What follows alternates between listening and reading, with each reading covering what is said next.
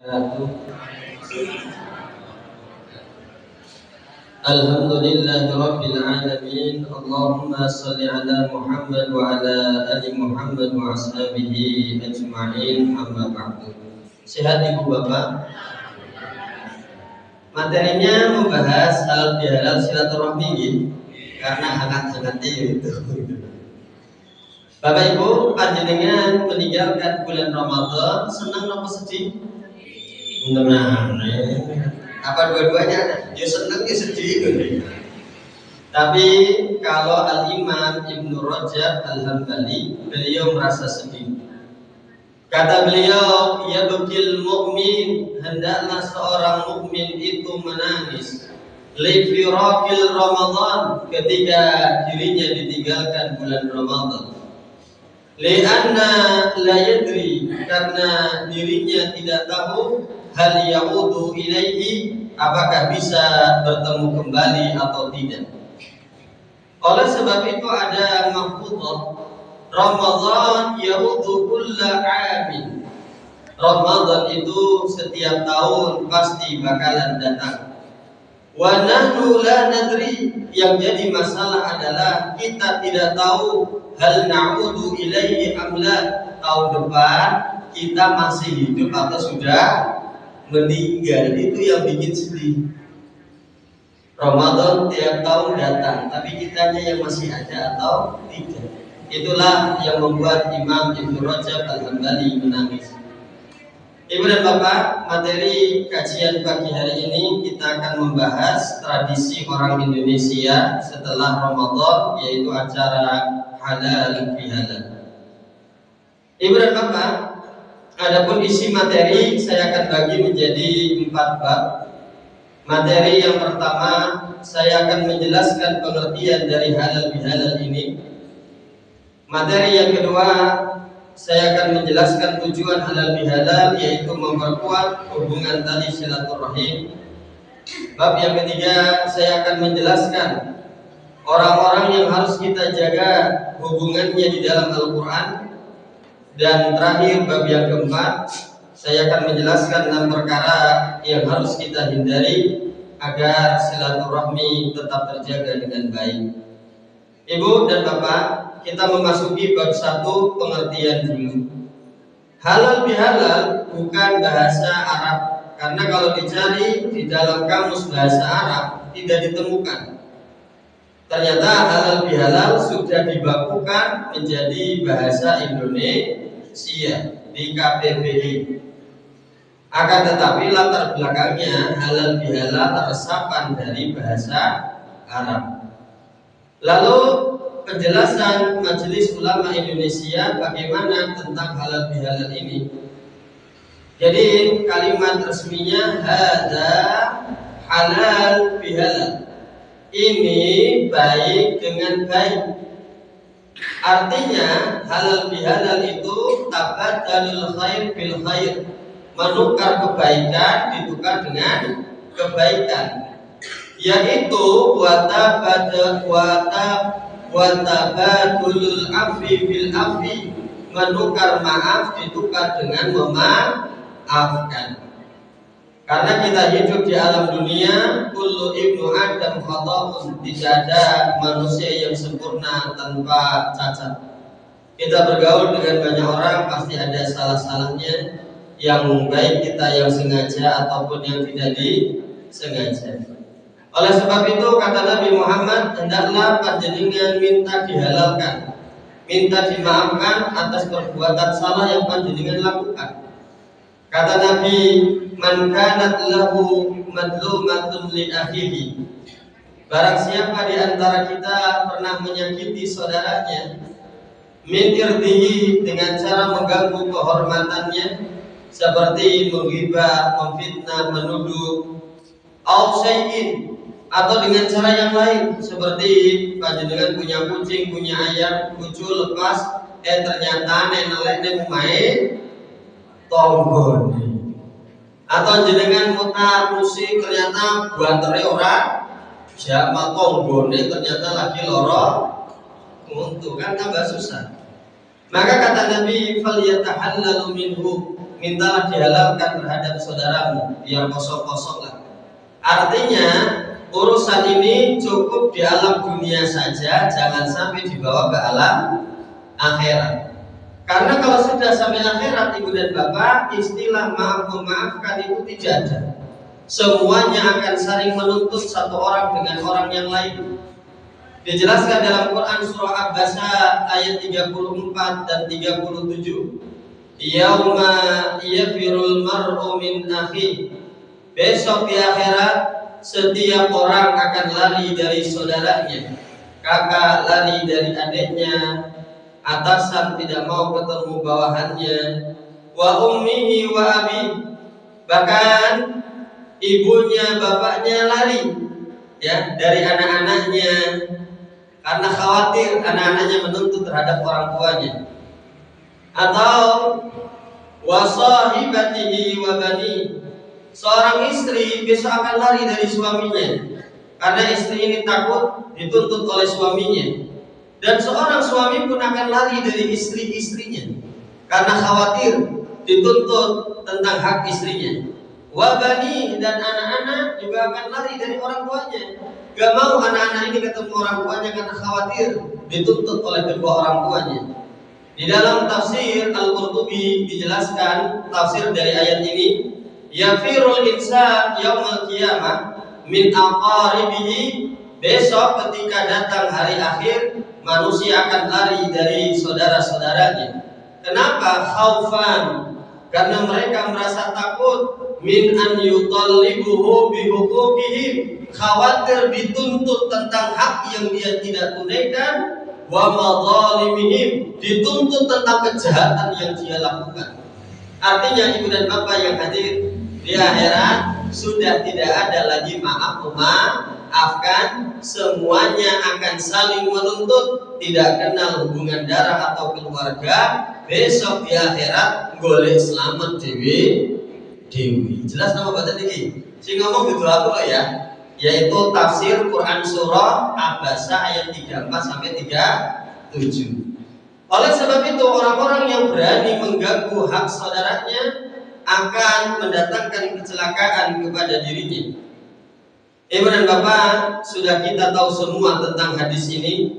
Barang siapa ada orang yang hablum minallahnya sangat bagus, dia ini ahli puasa, ahli sholat, ahli zakat, tapi hablum minannasnya buruk, maka besok di akhirat fayu'ta hadza min hasanatihi wa hadza min hasanatihi, semua amal soleh yang ia lakukan ganjarannya akan ditransfer kepada orang-orang yang telah dia sakiti. Ibu dan bapak, selesai bab pertama, saya sudah menjelaskan pengertian halal di halal ya.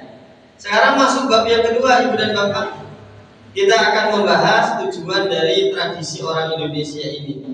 Halal bihalal memiliki maksud dan tujuan, yaitu memperkuat hubungan tali silaturahmi. Silaturahim dijelaskan oleh ulama pakar bahasa dari dua kata, silah dan rahim. Jadi silah asal katanya wasola yasilu waslan, yang artinya menyambung. Sedangkan rahim hiyal qarabah, yang memiliki hubungan kekerabatan.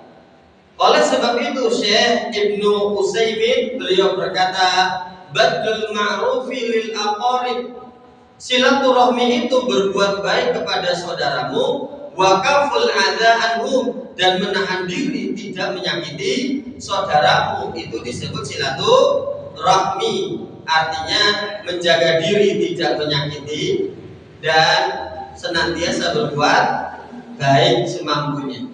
Ternyata silaturahim ini bukan amalan yang sembarangan, bukan amalan yang dipandang sebelah mata, bukan amalan yang disepelekan. Silaturahmi termasuk amalan yang tinggi sampai disandingkan dalam Quran surah An-Nisa ayat 1. Wattaqullah, bertakwalah kalian kepada Allah, alladzi tasaaluna bihi, yang kalian sering berdoa kepada Allah menggunakan nama-nama Allah yang baik. Wal arham, saya sengaja blok warna hijau, warna biru yang sebelah sana tuh. Wal arham artinya jagalah hubungan kekerabatan. Nah, dalam tafsir Ibnu Katsir ayat ini dijelaskan wasilaturrahim, amalan menyambung tali silaturahmi, tadullu ala idhamil manzilatil qarabah, termasuk amalan yang memiliki kedudukan yang agung, sampai-sampai qaranaha bi dzikri ismihi fi qaulihi, amalan ini disandingkan setelah menyebut nama-nama Allah yang agung. Jadi intinya amalan silaturahim bukan amalan yang remeh-temeh, tapi amalan yang agung. Intinya itu saja. Selanjutnya, orang yang suka silaturahmi menunjukkan imannya itu sehat, imannya bagus, Bapak Ibu. Kata Nabi Muhammad SAW, "Wa man kana yu'minu billahi wal yawmil akhir," barang siapa ada orang-orang yang kualitas keimanan kepada Allah dan hari akhirnya bagus, tandanya adalah fal yasil rahimah. Orang ini suka menyambung tadi silaturahim. Para ulama pakar hadis menjelaskan hadis ini, silaturahim dalilun ala sidqil iman. Silaturahim itu menunjukkan indikator iman seseorang itu baik. Wa qati'atuha, dan orang yang suka memutuskannya, dalilun menunjukkan keimanannya ala dhaifil iman, imannya itu lemah. Makanya kata Nabi, khairukum li ahlihi, orang yang paling baik di antara kita yang paling baik terhadap keluarganya, yang menjaga keluarga ini ojo nganti putus silaturahmi, Ibu dan Bapak. Dan silaturahmi termasuk amalan yang bisa memasukkan seseorang ke dalam surga. Dalam riwayat Ibnu Majah, ya ayuhan nas, kata Nabi, wahai manusia, afsus salam, sebarkanlah salam, wa atimut ta'am, sering-seringlah memberikan makanan, wasillu arham, saya sengaja blok warna kuning, dan sambunglah tali silaturahim, wasallu billail wan nasumiyah, dan sering-seringlah sholat di malam hari yang kebanyakan manusia tidur, tadkhulul jannah bisalam. Kalau panjenengan melakukan amalan soleh ini, bisa menyebabkan panjenengan dimasukkan ke dalam surganya Allah. Makanya oleh sebab itu, Ibu dan Bapak, jalur masuk surga itu banyak jalurnya. Ada yang masuk surga dengan jalur haji mabrurnya karena punya hartanya. Ada yang dia gak punya harta, kalau hajinya juga bisa. Dia jalur silaturahim ternyata. Jadi tonggone loro ya loro seneng gitu ya. Saudaranya ada hajatan bilangnya atau yo mangkat itu. Dia masuk surganya jalur silaturahim ternyata. Nah, Ibu dan Bapak yang hadir, dan orang-orang yang sering auzar raqaqat mengunjungi saudaranya, kata Nabi, antibta, kamu ini wong sing wapi, wa qabba mamsaka, dan panjenengan telah melakukan perjalanan yang bagus, wa tabawwatu minal jannah, maka Allah akan membangunkan surga untuk sampeyan. Dan amalan yang sangat dicintai oleh Allah, Bapak Ibu, silaturahim itu dijelaskan di dalam riwayat Muslim, fa inni rasulullah ilaika bi anna Allah qad uhibbuka kama ahbabtuhu fihi.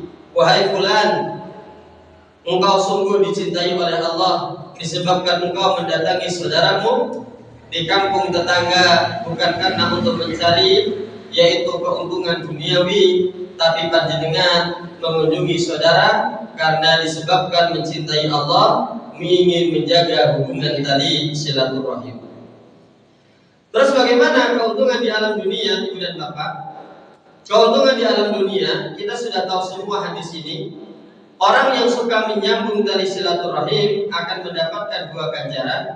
Yang pertama, yubsato alaihi fi rizqihi, Allah akan menambahkan apa? Rezekinya.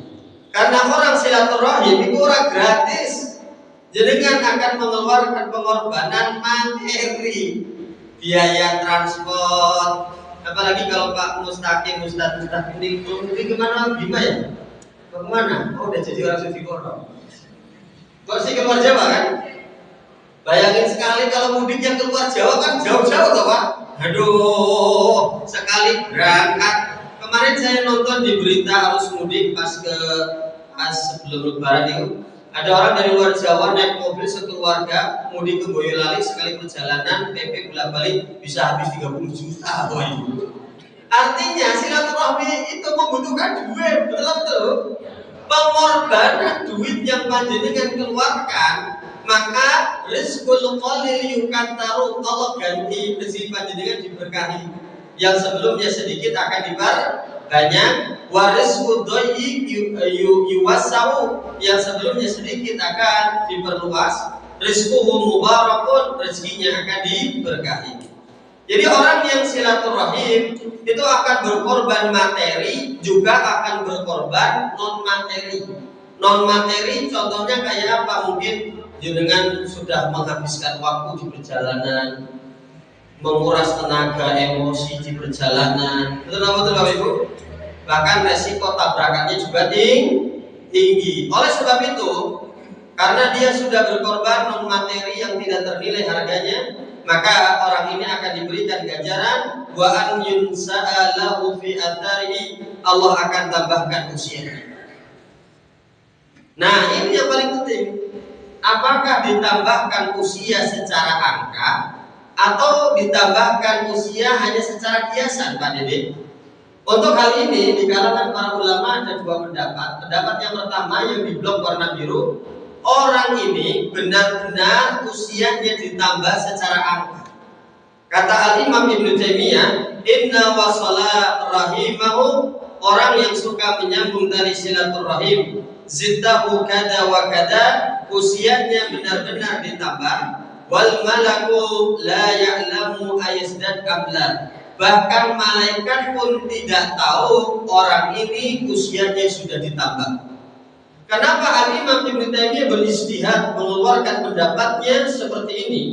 Karena sandarannya Quran surah Ar-Ra'd ayat 39. Yamhumullah may yasha'u wa yusabbit, Allah berkehendak menghapus suatu ketetapan dan Allah berkehendak menetapkan suatu perkara. Wa indahu ummul kitab, karena di sisi Allah lah Allah yang menentukan segala sesuatu. Jadi catatan semuanya ada di sisi Allah. Artinya suka-suka Allah lah. Allah berkehendak atas segalanya. Betul Bapak Ibu? Ini pendapat yang pertama. Kalau pendapat yang kedua, yang dimaksud usianya ditambah, usianya diberkahi. Dalam Quran surah Asy-Syura ayat 84, waja'al li lisana sidqin fil akhirin, orang ini usianya diberkahi, tandanya usia berkah. Orang ini sudah meninggal puluhan tahun yang lalu, tapi setiap kumpulan, setiap pengajian, Pak D ini sering diobrolin tentang kebaikannya, gitu loh. Ya Allah, Pak D gawe wong suwe, nyanyo, amin sae tenanan. Padahal orangnya sudah puluhan tahun yang lalu sudah meninggal. Kalau ada orang yang demikian, dijelaskan dalam riwayat Bukhari, waja'al li lisana sidqin fil akhirin, hadza asnaitum alaihi khairan. Barang siapa ada orang yang sudah meninggal, kebaikannya sering disebut-sebut, fawajabat lahul jannah, menunjukkan orang ini calon penghuni surga. Antum syuhadaullahi fil ardi, karena sampean menjadi saksi hidup tentang kelakuannya ketika masih hidup di alam dunia. Ibu dan Bapak, inilah bab yang kedua, isinya menjelaskan keutamaan amalan menyambung tali silaturahim. Oleh sebab itu, barang siapa yang suka memutuskan silaturahmi akan membuat dia terhalang masuk ke dalam jannahnya Allah. La yadkhulul jannah, tidak akan masuk ke dalam surga qati'un, orang yang suka memutus hubungan tali silaturahmi. Bapak dan Ibu, kemudian ada pertanyaan, Pak Didik, kalau kita memutus hubungan dengan kawan yang toksik, yang buruk, itu kena dosa enggak? Enggak, malahan dapat pahala gitu. Bapak dan Ibu yang hadir, karena kalau kita bergaul dengan orang-orang yang jelek, pilihannya cuma dua, kita mewarnai atau diwarnai. Betul Bapak Ibu? Misalnya jenengan boleh kocok bahwa ini ngutang dan ngomong, kok tak bayar sore ya, wah ternyata diutangi 2 juta ngomongnya sore, sudah 5 tahun yang lalu belum dibayar. Enten apa betul bang orang kayak gini? Buatan datangkan orangnya. Nah, Bapak Ibu, jadi memutus komunikasi berhubungan dengan orang-orang yang buruk itu diperbolehkan. Kenapa? Di dalam kitab Minhajul Qasidin, Al-Imam Ibnu Jauzi berkata, fa inna taba'a yasriku min tab'i, karena tabiat itu bisa menular min haitsu la yadri, dari arah yang tiada kita sangka. Jadi boleh kita yaitu membuat jarak dengan orang-orang yang kurang baik, karena keburukan itu menular. Sudah pernah saya ceritakan kan? Saya datang ke Solo, saya nggak suka makan dudu ayam goreng, kurang seneng, gila. Karena sering dijajaki teman daerah Gompang, coba tuh kasih dewe enak-enak, tapi sego iki gak lalapan, gak sambel. Loh, kok rada-rada kok sekarang dari doyan. Termasuk kalau saya selesai ngajar, pas jam waktu makan siang, kalau kadang-kala pengen sing seger-seger yang ada kuah, saya keluar sekolah boleh bakso nanti ning bagi. Ketika jajan bakso yang paling saya senangi bakso kosongan, kuahnya yang banyak, kasih sawi yang banyak, kasih sambal, kasih cuka, Pak. Waduh, udah pedas, kemecer ya, gitu. Nah, saya kalau jajan kadang-kadang ngajak temen Ustadz Andi, namanya Pak Andi, guru SPK orang Singapura, Kartasura. Ketika saya ngambil cuka, opo enak tuh Pak Dede, coba dulu dong. Disuka ternyata Dede yo seneng ketularan. Kemudian Pak Andi ini kalau keluar rumah dengan istrinya jajan bakso, sampai warung bakso yang dicari Pak Andi apa? Cuka. Apa pelajaran kehidupan yang bisa kita ambil?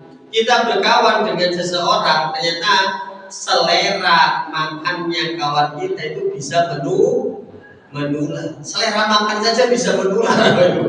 Apalagi kalau kita berkawan dengan orang-orang yang buruk, cepat atau lambat keburukannya juga bisa menular. Ya tadi mewarnai atau diwarnai. Makanya Ibu dan Bapak yang hadir, ada penjelasan dari orang-orang soleh, seorang tabi'in yang bernama Imam Ahmad, Jalisus Soleh, duduk berkawan dengan orang yang baik, khairun, itu lebih baik, min wahdah, daripada sendirian. Wal wahdatun, dan sendirian, khairun, itu lebih baik, min jalisil su, daripada berkawan dengan orang-orang yang buruk, Ibu dan Bapak. Jadi sendirian kadang-kadang lebih baik. Nah, Ibu dan Bapak, insya Allah dirahmati oleh Allah, dan jangan merasa iri dengan orang-orang yang mereka kompak banget dalam urusan maksiat. Jangan iri, Pak, itu cuma tipuan. Mereka kompaknya cuma di alam dunia. Besok kalau sudah masuk akhirat, mereka saling salah menyalahkan. Gara-gara kowe tidak, gara-gara kowe, mereka saling menyalahkan. Dijelaskan dalam Quran surah Az-Zukhruf ayat 67, al-akhilau yawma idin ba'duhum li ba'din aduwwun. Besok di akhirat sebagian kaum, sebagian kawan akan menjadi musuh sebagian kawan yang lain. Padahal ketika di alam dunia mereka besti, tapi besti ini neng tempat-tempat maksiat bener. Neng dunia akur, neng akhirat saling menyalahkan, Ibu dan Bapak. Nah, Ibu dan Bapak, insya Allah dirahmati oleh Allah Subhanahu Wa Taala. Yang penting bukan bermaksud memutuskan persahabatan. Tugas kita hanya sekedar mengingatkan. Innama anta mudzakir lasta alaihim bimusaitir. Tugasmu hanya mengingatkan, dan tidak ada kekuasaan untuk merubah hati seseorang, karena hidayah itu semuanya ada di tangan Allah. Ibu dan Bapak, Nabi Adam tidak bisa memberikan hidayah kepada anaknya Qabil yang berani membunuh saudaranya. Nabi Ibrahim tidak bisa memberikan hidayah kepada bapaknya yang menyembah patung berhala. Nabi Nuh tidak bisa memberikan hidayah kepada istri dan anaknya Kan'an, dan Nabi Lut pun tidak bisa memberikan hidayah kepada istrinya, dan Nabi Muhammad tidak bisa memberikan hidayah kepada pamannya, karena hidayah semuanya ada di tangan Allah. Innaka la tahdi man ahbabta walakinallaha yahdi man yasha. Kita sudah mengingatkan teman kita, ternyata ya tetap mangkat yubis. Tugas kita cuma mengingatkan. Selesai Bapak Ibu bab yang kedua. Sudah saya jelaskan pengertian dan keutamaan dari silaturahmi. Jelas ini. Masuk bab yang ketiga, yaitu siapa saja orang-orang yang wajib kita jaga hubungannya jangan sampai rusak dan terputus. Ternyata urutannya dijelaskan di dalam Quran surah An-Nisa ayat 36 ya. Bapak Ibu saya bacakan. Inilah urutan orang-orang yang harus kita jaga. Wa'budullaha, beribadahlah kalian kepada Allah, wala tusriku bihi syai'an, dan janganlah kalian berbuat kesyirikan. Nah, jadi setelah Allah memerintahkan kepada hambanya mentauhidkan Allah, Allah memerintahkan selanjutnya yang pertama, wabil walidaini ihsana, hendaklah sampean berbuat baik kepada kedua orang tua. Jadi orang tua dulu yang harus dijaga silaturahimnya, yaitu harus dijaga dengan baik. Kemarin saya tuh di WA sama jamaah daerah sana Galaksi sana. Aduh, aku sedih kalau ada anak pulang ke rumah. Lah kenapa ibu? Anak-anak kalau habis sholat Idul Fitri turun dari masjid, turun dari lapangan, mereka langsung masuk ke kamar diri-diri. Aku merasa halo, memang Bapak Ibu orang itu makin tua hatinya makin sensitif gitu. Makanya Ibu dan Bapak, insya Allah dirahmati oleh Allah, kita datangin orang tua kita dulu kalau masih ada. Yang kedua, wabidil qurba, hendaklah orang yang terdekat dengan kita, pakde, om, tante, kakak kita, adik kita, atau tetangga kita yang dekat-dekat dulu. Yang ketiga, waliyatama, kemudian anak-anak ya yatim. Jadi anak-anak yatim nomor 3. Karena juga punten Bapak Ibu, anak yatim itu ya memprihatinkan lah Bapak Ibu. Anak-anak kita kalau pengen jajan, pengen apa, tinggal ngomong ke bapaknya, ke ibunya. Tapi ini anak-anak yatim mah ngomong habis sopo. Yang keempat, baru wal masakin, orang-orang miskin. Jadi yatim dulu, baru miskin. Kemudian yang selanjutnya yang kelima, wal jari bil qurba wal jari bil junub, kepada tetangga yang dekat dan tetangga yang jauh. Selanjutnya yang nomor 6 baru wasahibil bil janbi, yaitu rekan kerja, karyawan dan sebagainya.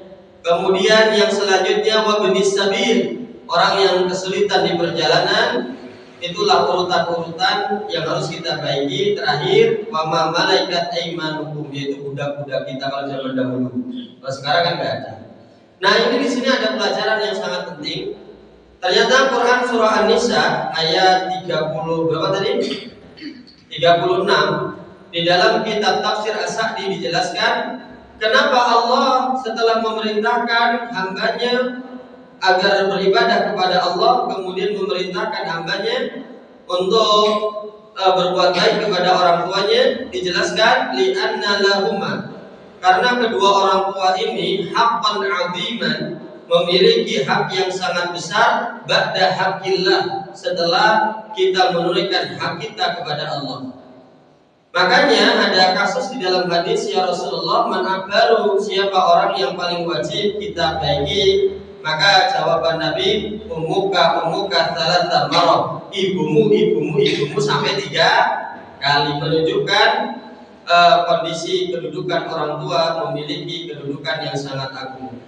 Sehebat apapun seorang anak menunaikan berbaktinya kepada orang tuanya, maka sungguh tidak akan sanggup terbayar kebaikan orang tua terhadap diri anak tersebut. Kenapa Ibu dan Bapak yang hadir? Dijelaskan ketika musim haji itu berapa hari? Itu aslinya Bapak Ibu cuma 6 hari. Kan tanggal 8 Yaumul Tarwiyah, tanggal 9 wukuf di Arafah, malam tanggal 10 mabit di Muzdalifah, tanggal 10-nya hari raya Idul Adha, 11 sampai 13 hari tasrik selesai ya. Tergantung umrohnya, umroh di awal, di tengah atau di akhir. Artinya cuma 6 hari haji itu. Dan ketika orang ini menggendong ibunya untuk menunaikan haji tawaf di Ka'bah, dia mendatangi Ibnu Umar, ya Ibnu Umar, atarani jazaituha, apakah dengan menggendong simbokku ini bisa membalas kebaikan simbok? Kata Ibnu Umar, la bitolqatin wahidatin min tolqatiha, demi Allah wahai fulan, sungguh engkau tidak akan bisa membalas kebaikan orang tua kepadamu sekali ngedene mbokmu ketika melahirkan panjenengan. Sekali ngedene saja itu sak lawasnya tidak mungkin bisa diganti.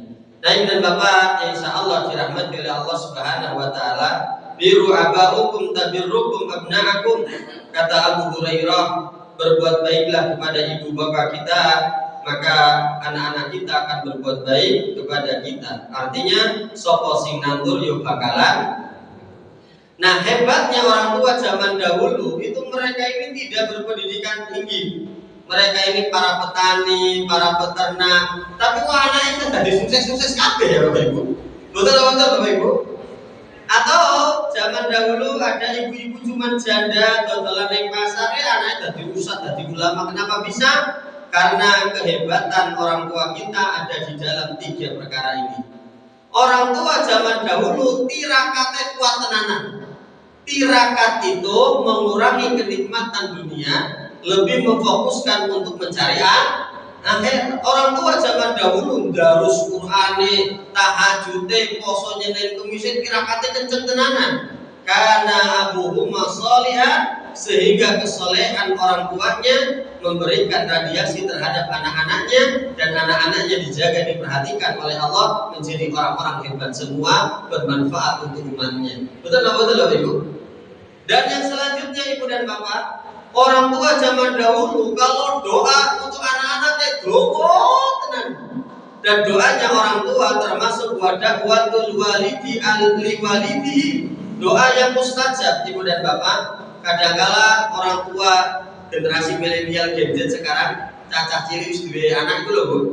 Artinya kadangkala rampung sholat bukan mengangkat tangan berdoa, sing dicekel rumah.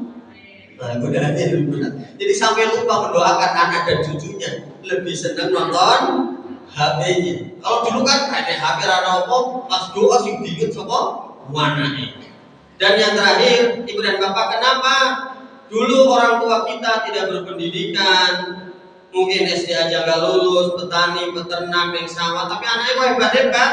Kullu minat thayyibat. Karena orang tua zaman dahulu ngasih anak-anaknya itu jelas makannya halal kabeh. Betul betul. Hasil tani, hasil jual PT, hasil jual sapi halal kabeh kan. Lah ini zaman saiki, saya kemarin misi di hotel Solo itu, GM-nya Pak Catur bilang, Pak Dede, hotel itu ritmenya bisa kelihatan kapan ramai, kapan sepi. Contoh, kalau menjelang pemilu, hotel itu ramai kan? Jadi kan pemilihan presiden 5 tahun sekali nih. Kalau tahun pertama, tahun kedua hotel itu sepi karena efisiensi ya.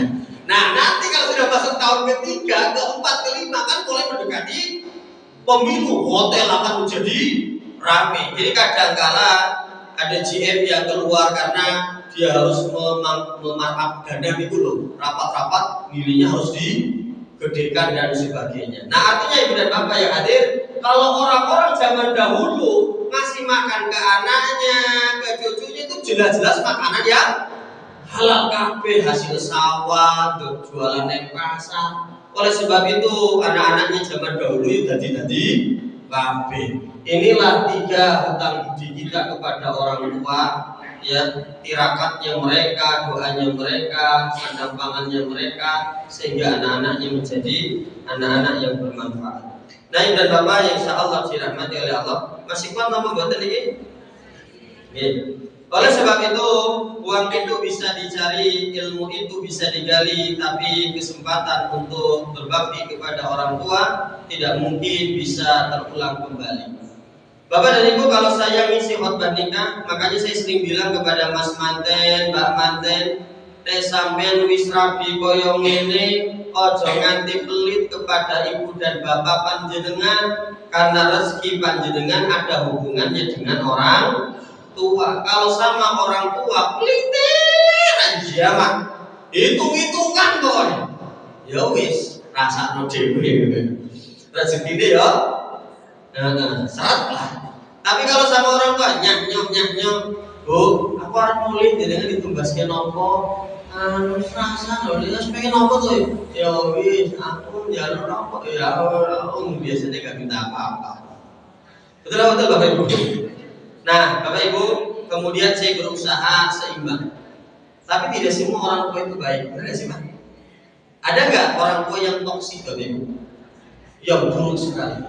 Contoh nih, ada kasus di TV seorang ayah yang tega mencabuli anaknya sendiri selama 14 tahun. Artinya tidak semua orang tua itu baik ya. Makanya kalau kita punya orang tua sih wajib bersyukur. Wabil walidaini ihsanan, bersyukur jadi nggak dikasih orang tua yang kayak gitu. Oh, nek pas meninggal mau warisan tuh jawab dewi. Wah, ya Allah, jenengan rasa mikir duwe omah, ya bonen. Jenengan rasa mikir duwe motor mobil, yo nggak bawa motor mobil. Berapa? Jenengan rasa bingung nyambut gawe, yo lanjut ke usahane. Masya Allah, nikmat mana lagi yang kau dustakan Bapak Ibu. Bersyukur banget kalau punya orang tua yang demikian. Tapi sungguh ujian berat ketika ada seorang anak dilahirkan di keluarga yang orang tuanya tidak baik. Kalau misalnya terjadi kasus kayak gini, termasuk ada seorang balita yang ngamuk nangis, orang tuanya marah-marah karena BAB sembarangan lalu dibanting anaknya sampai meninggal. Kan banyak kasus-kasus orang tua yang tidak baik, betul Bapak Ibu. Nah ini pelajaran kehidupan. Nah bagaimana nih kalau ada seorang anak yang memiliki orang tua yang buruk ternyata? Enaknya gimana? Karena kan orang tua yang jelek itu kayak Quran sing susah ya. Arep dibuat yo raiso, nek dinggo yo angel wis kabeh kan sebab itu. Betul Bapak Ibu. Kalau misal terjadi hal ini, saya berusaha mencari literasi. Ternyata hal ini pernah dialami oleh beberapa sahabat yang mereka memiliki konflik dengan orang tuanya. Contoh, Sa'ad bin Abi Waqqas ketika ketahuan masuk Islam, maka ibunya marah luar biasa. Hei Sa'ad bin Abi Waqqas, keluar tidak? Kowe manut buke ora? Nek kowe ora manut buke, ibu tidak akan makan selama-lamanya nganti mati. Tapi Sa'ad bin Abi Waqqas tetap teguh, tidak mentaati ibunya. Dia bilang, wahai ibu, aku tetap menyediakan makanan untuk sampeyannya. Nek arep dimakan yo monggo, nek ora yo terserah panjenengan. Tapi saya tidak akan meninggalkan agama Islam ini. Dan Sa'ad bin Abi Waqqas tetap memenuhi kebutuhan ibunya. Selanjutnya kisahnya Abu Hurairah. Abu Hurairah itu sakit hati. Ketika pulang ke rumah, maka ibunya mencaci maki Nabi Muhammad SAW. Dan Nabi Muhammad di hatinya para sahabat adalah orang yang paling dicintai. Maka ketika dicaci, dimaki, Abu Hurairah itu cuma diam, tidak menjawab. Dan cuma diam. Lalu mendatangi Nabi, ya Rasul, tolong doakan ibu saya agar masuk Islam. Setelah didoakan pulang ke rumah, ternyata ibunya Abu Hurairah ingin masuk Islam. Selanjutnya Mus'ab bin Umair. Mus'ab bin Umar itu termasuk kalangan pemuda yang perlente, good looking and good reckoning. Jadi memang dari balungan gajah Mus'ab bin Umar. Ketika ketahuan masuk Islam, maka Mus'ab bin Umar ini dipenjarakan oleh ibunya. Kemudian dia lari menjauhi ibunya, pergi hijrah ke kota mana?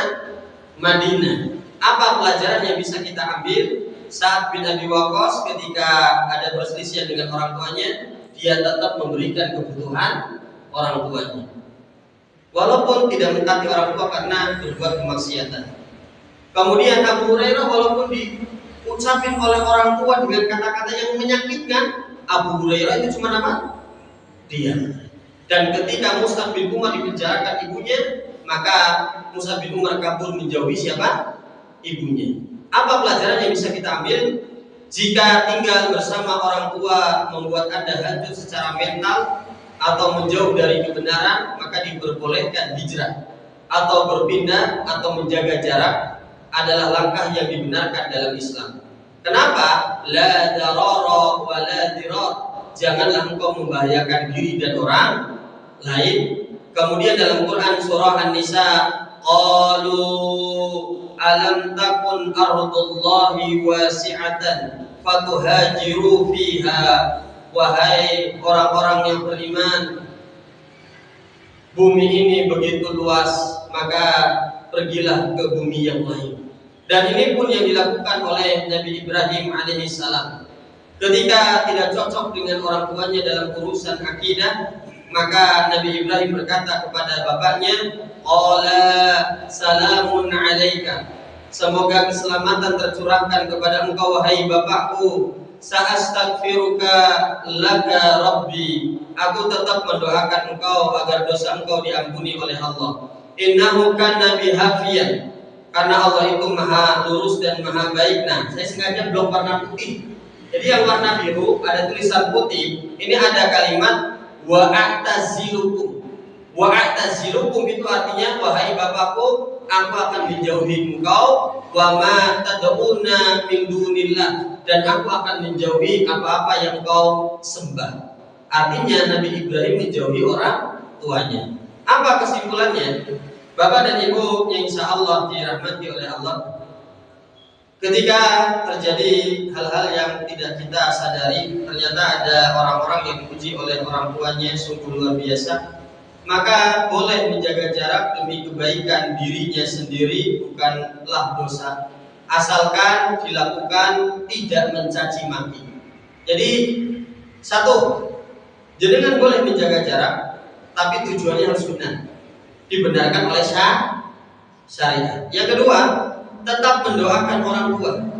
Dan yang ketiga, walaupun menjaga jarak, jenengan tetap memenuhi kebutuhan dasarnya. Artinya ibu dan bapak yang hadir, ya bu, tabungannya ceweknya orang, iki bu, saya pengen nongkrong tambah sakit, ya, nek sakit dia tetap diurusi, misalnya dan sebagainya. Jadi ternyata diperbolehkan.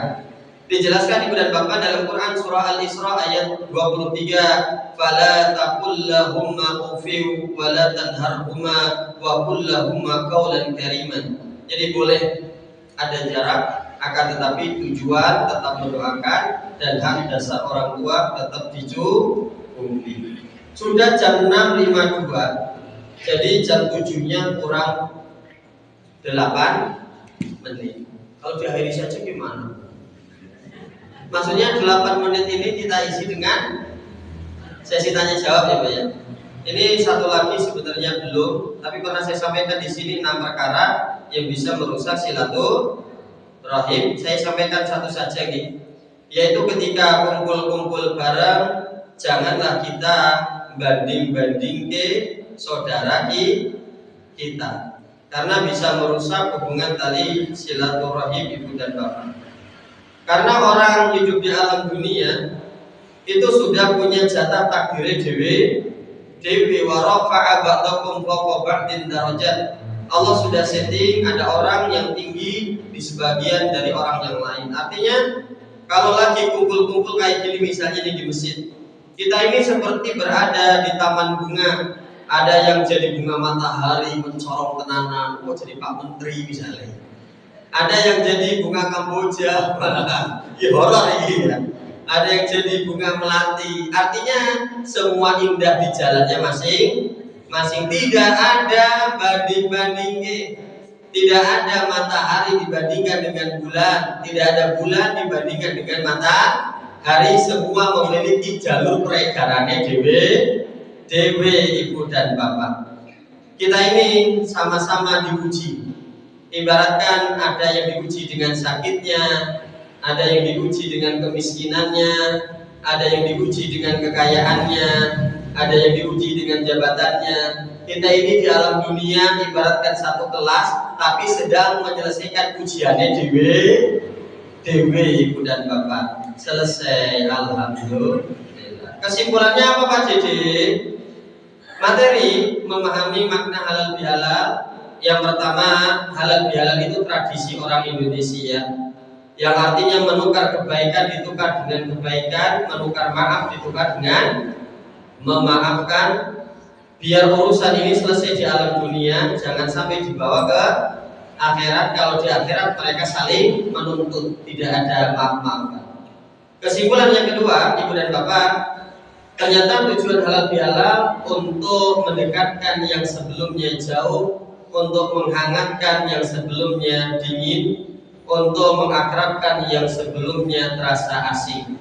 Dan orang yang paling harus kita jaga silaturahimnya adalah orang tua. Dan terakhir, hindari perkara-perkara yang bisa merusak silaturahim, salah satunya banding-banding. Selesai Bapak Ibu, kurang 5 menit. Monggo, 2 pertanyaan, Ibu 1, Bapak 1. Monggo, nomor 1. Nggih, monggo Bapak.